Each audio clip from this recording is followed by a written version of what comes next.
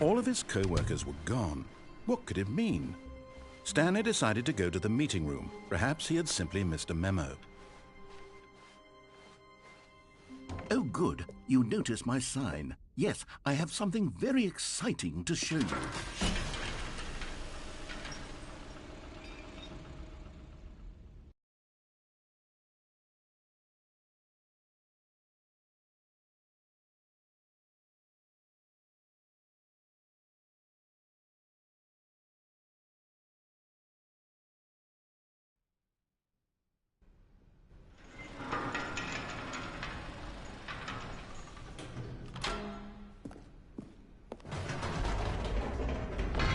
You see, Stanley, I've been reflecting on the Stanley Parable and about how roundly disappointing this ultra-deluxe version has turned out to be. The original Stanley Parable was a landmark, and any new content for it should live up to that legacy. So forget this ultra-deluxe nonsense. I say we take it one step even further. Which is why I'm very proud to announce for the first time ever, the Stanley Parable 2.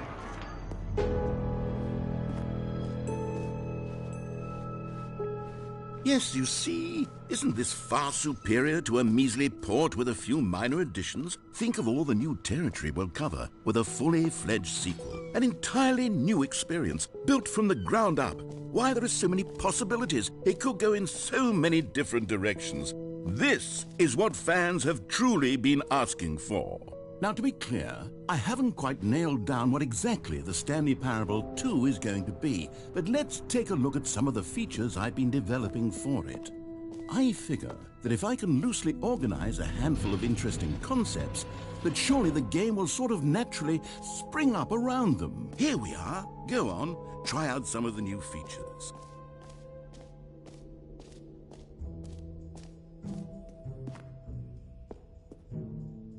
A common complaint of the Stanley Parable was that it was confusing and paradoxical, that it engendered a chaotic sense of reckless despair in those who played it. Well, I'm happy to say that after much consideration, I've engineered a clever solution to this fundamental problem with the game. It's the Stanley Parable Reassurance Bucket.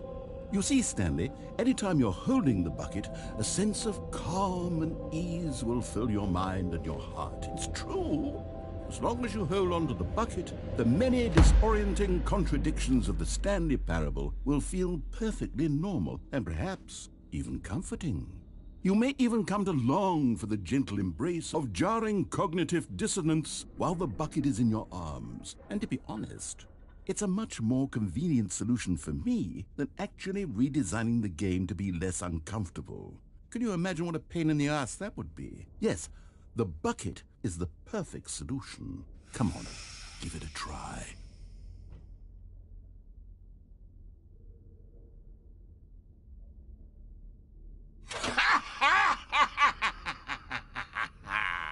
Can you feel it? The glow of comfort, even in the face of crushing despair, must already be sweeping through your body. And in fact, can I say that I do believe the bucket lends you an air of charisma as well? I think that just holding it has made you the slightest bit more attractive as a person. The benefits of the bucket seem to go on, don't they? All this and more await you in the Stanley Parable 2.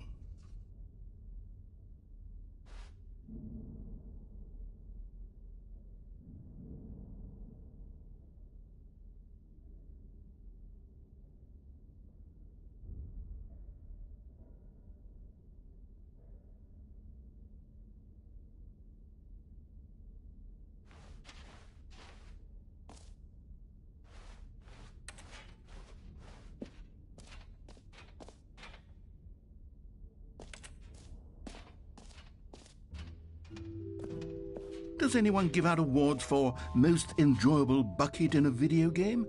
That really should be an award if it isn't already. Okay, I'll be honest, I haven't yet decided on this one. I think that in the new version, the office could use a bit of decoration, like balloons. But I'm undecided on Get Well Someday and Happy 12th Birthday. Which would you go with? You know, sometimes when you solicit another person's opinion, it makes you realize that you knew which one you actually really wanted all along. Happy 12th birthday, step-niece, it is.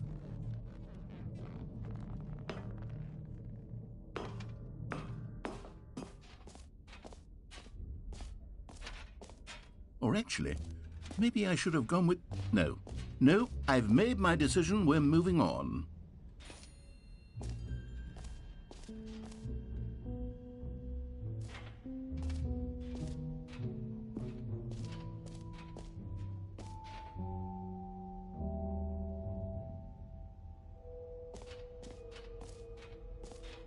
Calling it the Stanley Parable 2 is just so much catchier than Ultra Deluxe, don't you think? Ultra Deluxe? What does it even mean? But the Stanley Parable 2, now that's an artistic statement right there.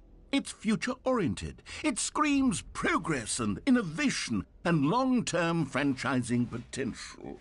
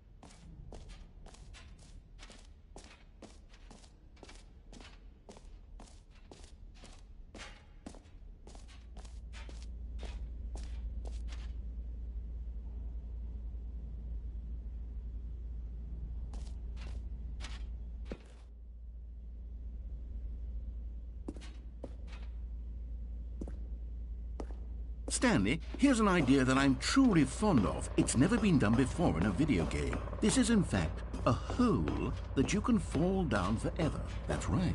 Infinite falling. You can fall until the end of time, if you like. A stunning leap forward for video games. You see, isn't it wonderful? One of my more ingenious concoctions, if I do say so. Now then, since you've gotten to see the infinite hole, you can press the teleport button to pop back up to the top, and we can continue onward. Now, I don't mean to be a bummer, but I do recommend you use the teleport button to go back to the top. Great. Now, I'm very excited to show you even more of my ideas for this.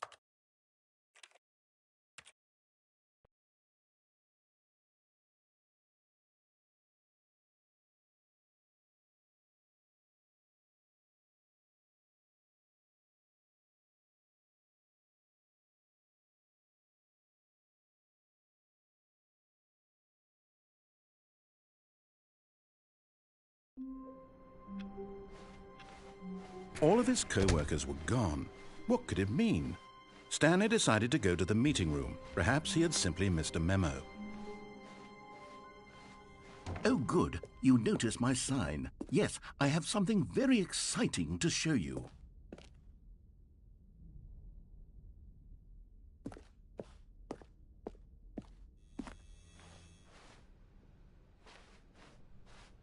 When Stanley came to a set of 2 open doors, he entered the door on his left.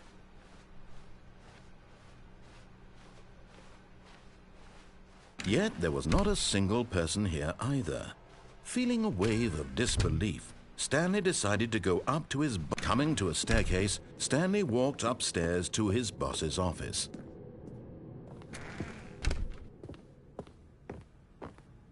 Stepping into his manager's office, Stanley was once again stunned to discover not an indication of any human life. Shocked, unraveled, Stanley wondered in disbelief. Stanley was in such a rush to get through the story as quickly as possible, he didn't even have a single minute to just let the narrator talk. That kind of anxiety isn't healthy, so he relaxed for a few moments with some calming New Age music.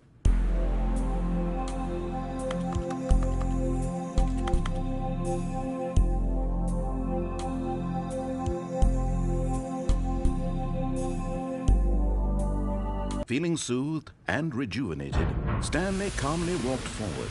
into the opened passageway.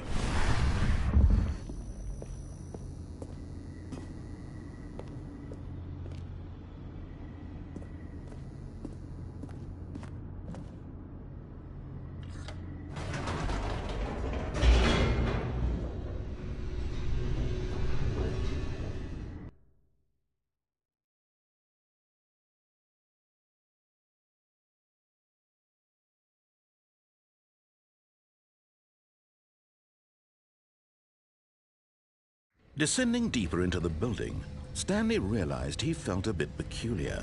It was a stirring of emotion in his chest, as though he felt more free to think for himself, to question the nature of his job. Why did he feel this now, when for years it had never occurred to him? This question would not go unanswered for long.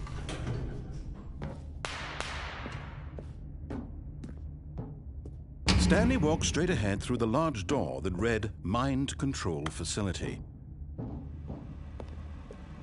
Although this passageway had the word escape written on it, the truth was that at the end of this hall, Stanley would meet his violent death. The door behind him was not shut. Stanley still had every opportunity to turn around and get back on track.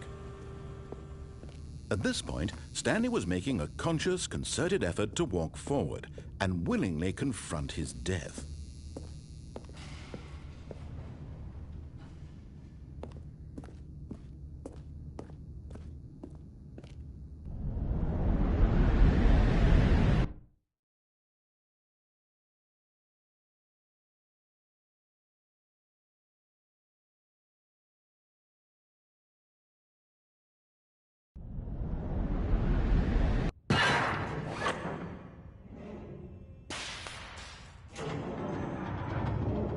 As the machine whirred into motion and Stanley was inched closer and closer to his demise, he reflected that his life had been of no consequence whatsoever.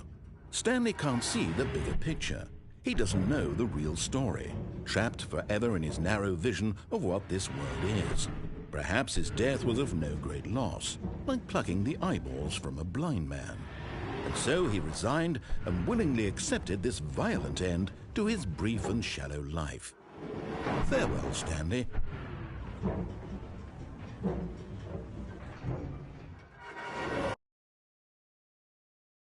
"Farewell, Stanley," cried the narrator, as Stanley was led helplessly into the enormous metal jaws.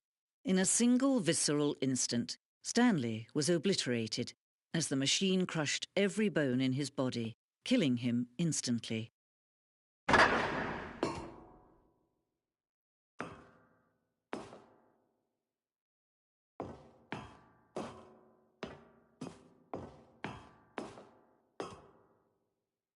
And yet it would be just a few minutes before Stanley would restart the game, back in his office, as alive as ever.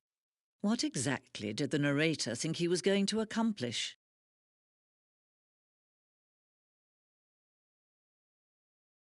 When every path you can walk has been created for you long in advance, death becomes meaningless, making life the same. Do you see now? Do you see that Stanley was already dead from the moment he hit start?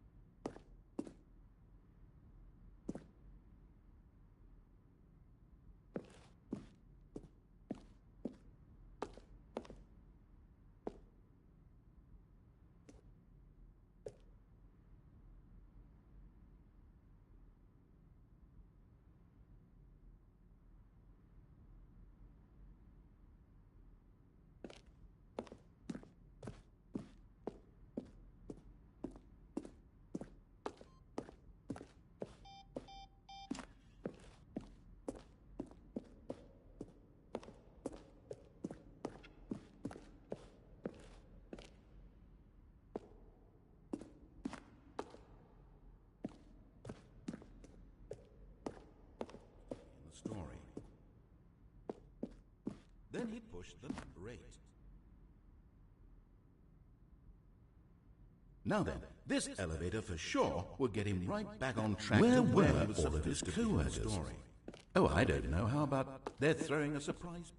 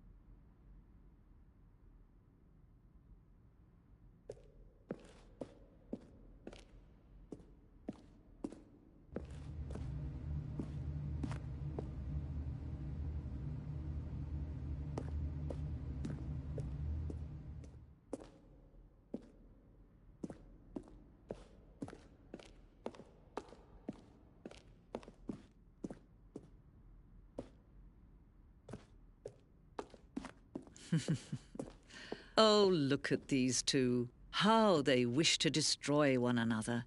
How they wish to control one another. How they both wish to be free.